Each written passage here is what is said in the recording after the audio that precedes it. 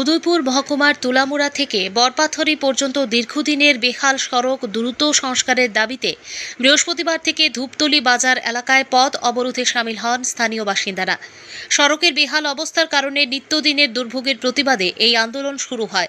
শুক্রবার আন্দোলন চলাকালীন পুলিশ ঘটনাস্থলে পৌঁছে অবরোধ তুলে দেয় এবং আন্দোলনকারীদের জোরপূর্বক সরিয়ে আটক করে নিয়ে যায়।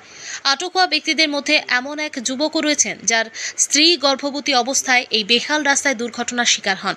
সেই দুর্ঘটনায় মাতৃগর্ভেই তাদের সন্তানের মৃত্যু হয়েছিল। এরপরও সড়কের কোনো উন্নয়ন না হওয়ায় তিনি আন্দোলনে শামিল হন।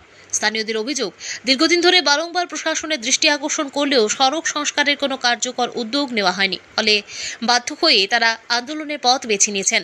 পুলিশের এই পদক্ষেপকে কেন্দ্র করে এলাকায় উত্তেজনা সৃষ্টি হয়েছে।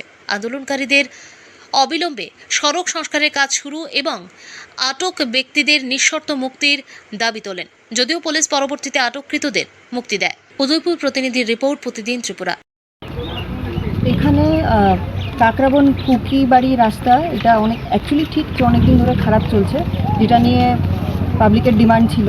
কিন্তু পাবলিকের ডিমান্ড করার মানে এই না যে একটা রোড কেউ 24/7 এরকম ব্লক করে রাখতে পারে।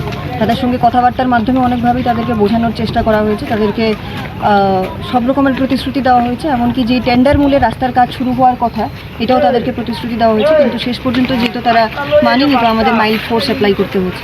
আমরা দেখেছি গতকালকে থেকে অবরোধ আছিল রাত পর্যন্ত, আজকে দেখছি আবার সকালেও অবরোধ আছিল।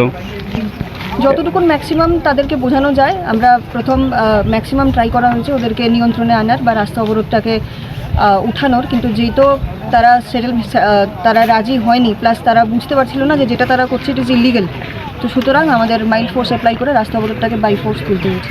ঠিক আছে।